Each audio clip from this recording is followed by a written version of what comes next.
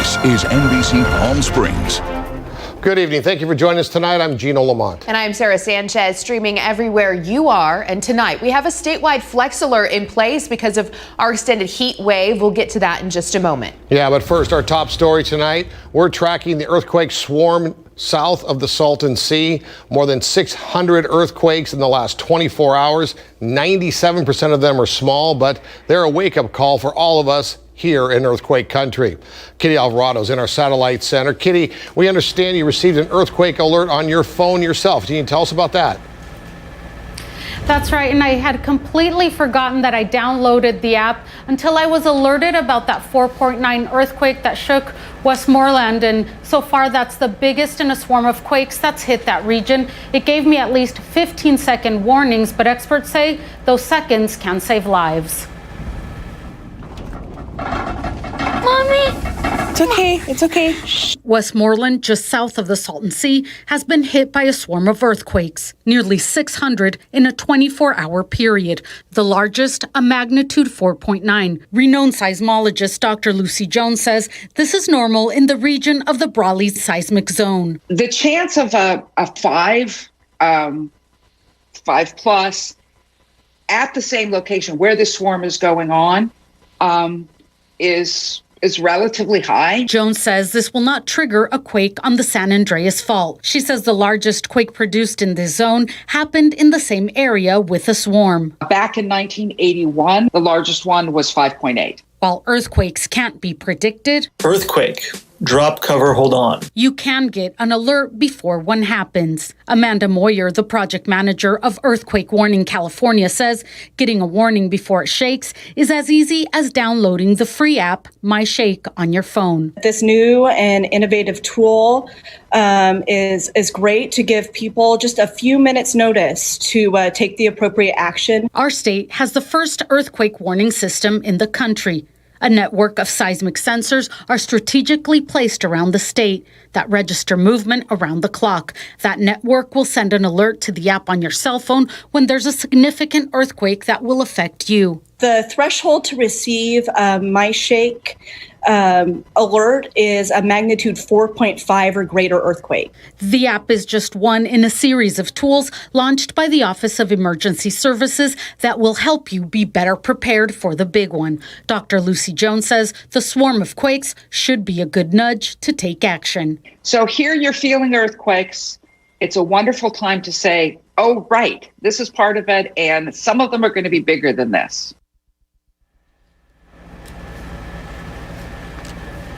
And Dr. Lucy Jones also says that larger quakes usually happen without swarms, just foreshocks and aftershocks. Experts also say the more people that download the app, the more research that can be done into quakes, and the more improved that warning system will become. Reporting live from the Satellite Center, Kitty Alvarado, NBC Palm Springs. All right, thank you, Kitty. Another hot one out there today, and we're under a statewide flex alert until 10 tonight. Of course, that means the utility companies are asking everyone to avoid using major appliances like your dishwasher or your dryer until after 10 o'clock. You're also encouraged to turn down your thermostats to at least 78 degrees or up, I guess, and to help avoid power outages. Let's check in with Chief Meteorologist Mike Everett with a look at our conditions out there. Yeah, Mike, it is pretty warm. It is extremely warm out there. I think we could technically call that hot when you cross 110 degrees in October. We'll talk about that coming up in just a moment. We got a lot of trivia, including a rather ominous record that was broken today in the Coachella Valley. I'll give you the details on that. Let's start with those earthquakes. In case you're not familiar with the geography, this is Westmoreland. So that is the very far south end of the Salton Sea, and it's been a very active place over the last 24 hours. So as we zoom that out, looks like the strongest one that we felt so far is a 4.9. Now, as Dr. Lucy Jones was saying, that we've had several of these swarms. In fact, there was one in 1981, there was one in 2005, there was another one in 2012, and all of those featured quakes that were in that mid-5 and even that upper 5 zone. So it's not unusual to see this happen. Now, this is a really strange place. The San Andreas Fault terminates right about here on the right edge of the Salton Sea. That's about 18.5 miles away from this, what's called the Brawley Seismic Zone, or the BSZ. And then we've also got the Imperial Fault, that starts just down towards the south. And if you want to add that, you've also got the San Jacinto Fault that takes off in this direction. We've also got all of these little geothermal volcanoes underneath there. So this is just a very soft, very active area that is prone to these swarms every now and then. And again, we just want to reiterate, this is not any kind of a precursor to the big one, but as we've said several times, and we will say several times again, it is a strong reminder to have a plan in place in case the big one ever happens. Here's what we're taking a look at as far as watches and warnings. It was a hot one out there today, and Sarah was mentioning that. Now, we don't have any watches or warnings in place because we're a desert. We have a different criteria than everybody else does, but along the coast, temperatures got into triple digits today. In fact, up to about 108 in the Inland Empire, about 103 near the beaches, even near the immediate beach, about mid-90s. San Diego shattered a record yesterday, getting up to 95 degrees, broke their old record by about 4 degrees. We were warm today. 113 is where we got to. You can clearly see that that is above average and 2 degrees below the record, and we were about 12 degrees warm in the overnights. Currently 110 at Palm Springs International, light breeze coming in from the southwest, and it is bone dry out there at 4%. Next 3 days brought to you by Comfort Air, shows some slow and gentle relief on the way. We'll get ourselves under 110 on Sunday, and we're going to go right on down into the low 100s. I'll tell you when, and we've got a lot of triple-digit trivia coming up. Details in your full forecast minutes away. All right, thank you, Mike. We're taking you live now to Thermal. The C-130 cargo plane that was involved in a mid-air collision earlier this week still sits in a field in Thermal. Now, you may recall that the C-130 and an F-35B fighter jet clipped each other in mid-flight during a refueling training mission. The two men aboard the fighter jet were both ejected before that jet fighter crashed into Ocotillo Wells. They're both fine, nobody seriously hurt. And we learned late this afternoon that everyone involved has been medically cleared. But again, at some point, they're going to have to try to remove this plane. And when they do, we'll show it to you as well. Our guess is they're going to have to take it apart and maybe move it over to the airfield and try to salvage what they can. New information tonight about a fire at a mobile home park in Indio. Last night, we brought it to you as breaking news. The fire destroyed 3 homes and cars were burnt to a crisp. This is at the Pueblo del Sol mobile home park off Avenue 46 near Indio High School. Those who found themselves trapped by the fire were running for their lives.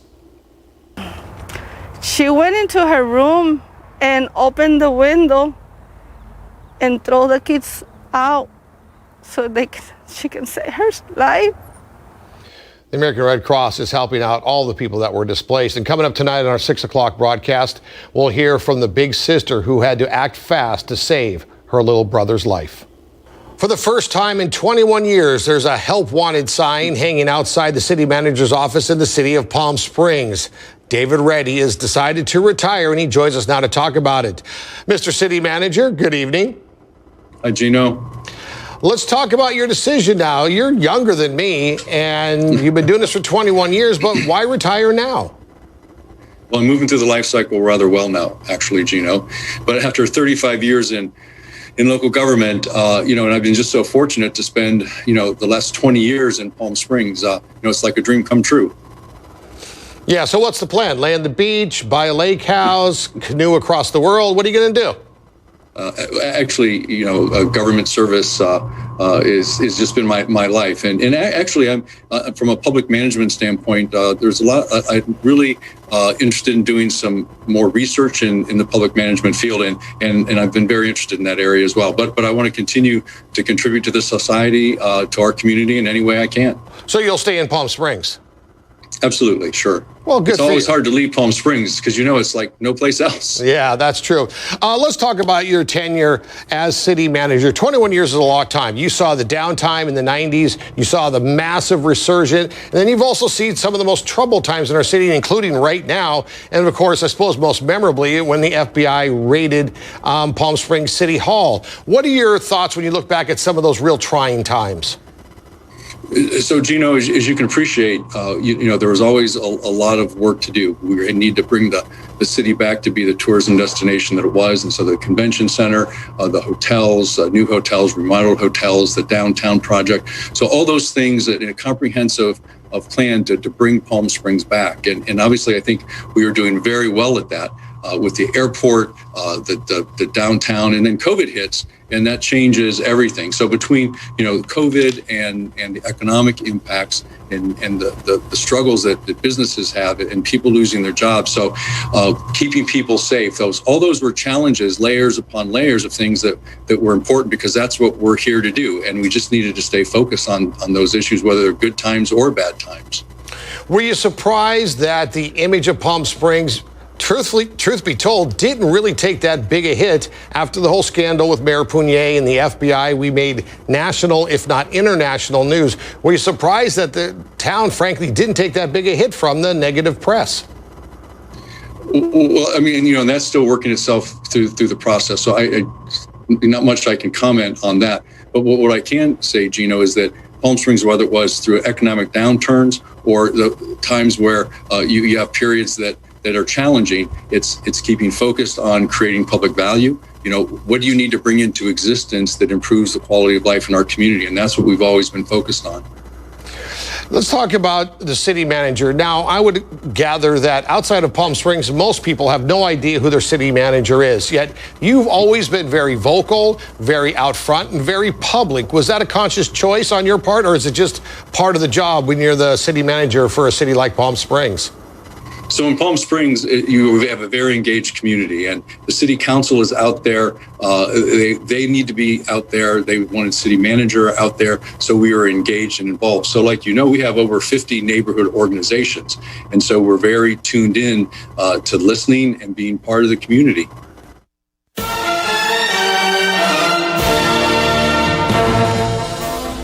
Now to Decision 2020. This November, Californians will be voting on Prop 15. It's a vote whether or not to tax some commercial properties to help increase funding for schools and local governments. Our Nico Payne is live now from Rancho Mirage with more on Prop 15. Nico. Yes, Sarah, supporters say at this point, Proposition 15 has to pass in order to help our hurting schools. But opposers say it will only open doors to tax homeowners in the future. If passed, Prop 15 would tax some commercial properties based on their current market value instead of the price at which it was purchased. The funds raised from this change would fund K-12 schools, community colleges, and local governments. When we think about the pros of the initiative, our schools and local communities desperately need more investments right now. Even before this crisis, California schools were 39th in the nation in per pupil funding. We had the most overcrowded classrooms in the entire country. This proposition does not affect homeowners or renters, and there are exemptions for small businesses. The only thing affected by this proposition are commercial properties worth more than $3 million. But ads against Prop 15 say homeowners are next. A worse recession isn't the time for the biggest property tax hike ever. Those in support of Proposition 15 say it will implement new tax cuts for small businesses, and only 10% of the top corporations will be affected, generating 92% of the revenue, equaling $12 billion every year. But for opponents of the proposition, is the opposite of helping small businesses. They say these property tax increases will negatively affect small businesses. At the end of the day, raising property taxes on commercial properties will hurt small business. When we raise those property taxes, it doesn't hurt the building owner. It's passed down to the tenant, the small business owner. Proponents say it's a long time coming, and it fixes some issues that stem from Prop 13 passed by Californians over 40 years ago. Prop 13 was voted on in 1978 because a lot of folks saw increasing property taxes on their homes. And what ended up happening was those protections for homeowners actually got extended to commercial industrial property, corporations.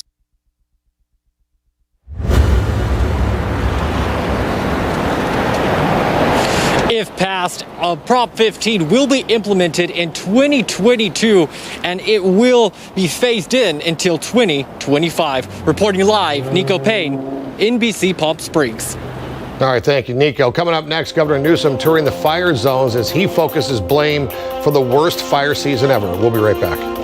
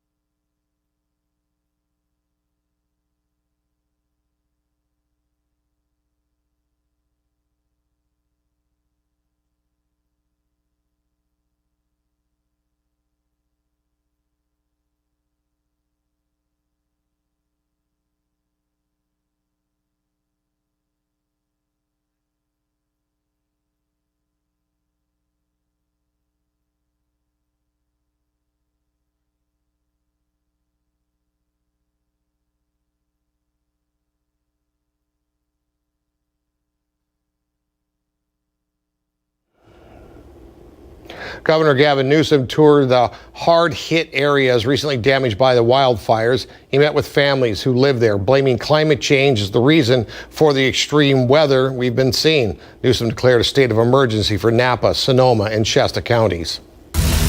Coronavirus coverage brought to you by East Valley COVID-19 testing site, serving residents of eastern Coachella Valley. And taking a look at the COVID-19 numbers for Riverside County and the Coachella Valley, 83 new cases were reported countywide Thursday. 14 of those were here from the Valley. No new deaths, though, were from the county. All right, taking a quick live look outside. It's gorgeous, but it's hot. Mike's in next.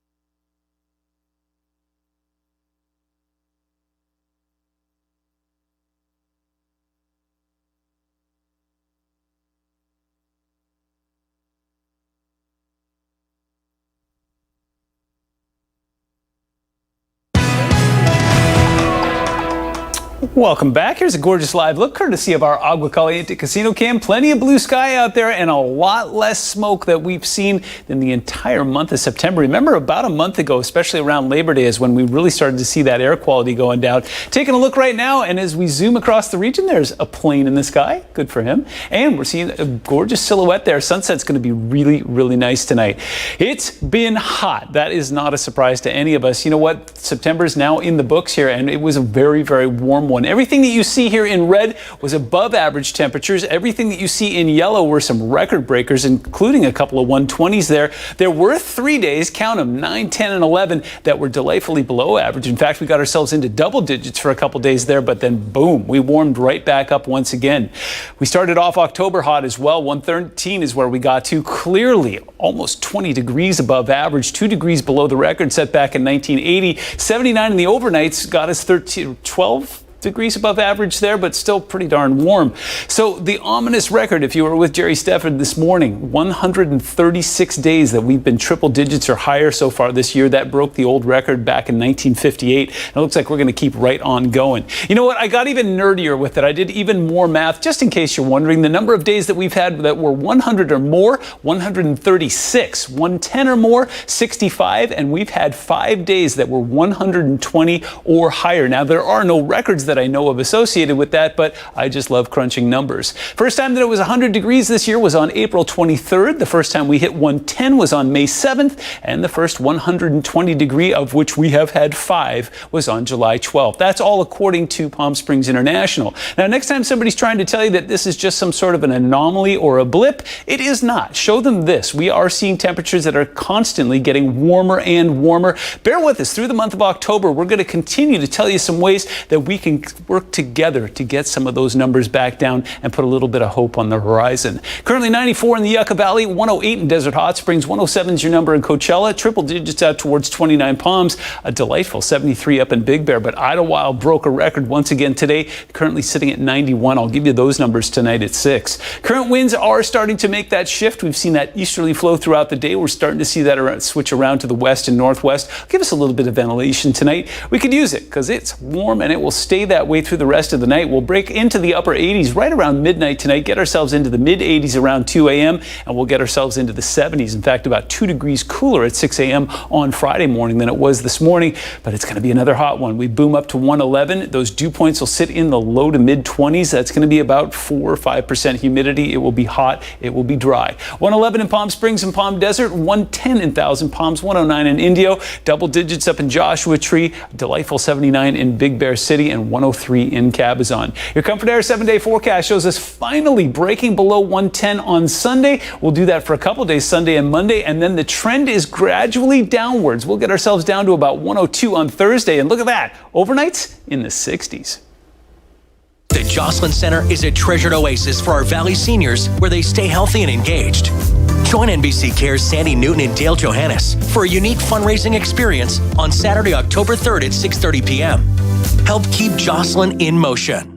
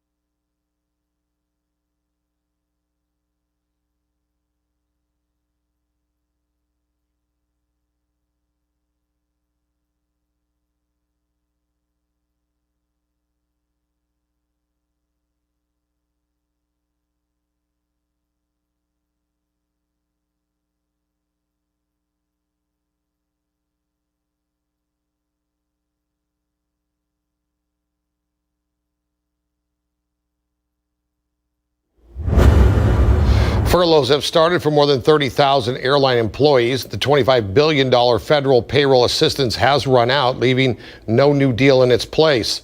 Congress is debating a new relief plan that would include more money for the airlines. Meanwhile, air travel is still down about 70%. Economists say Americans are slowly starting to spend less money. In July, spending was up, but August numbers were lower, and personal income fell more than 2.5% in August. And apparently shoppers aren't planning to spend a lot on gifts. One survey finds more people are preparing for smaller gatherings this year, and the average shopper plans to spend about $540 this year. That's nearly $100 less than last year's holiday season. We'll be right back.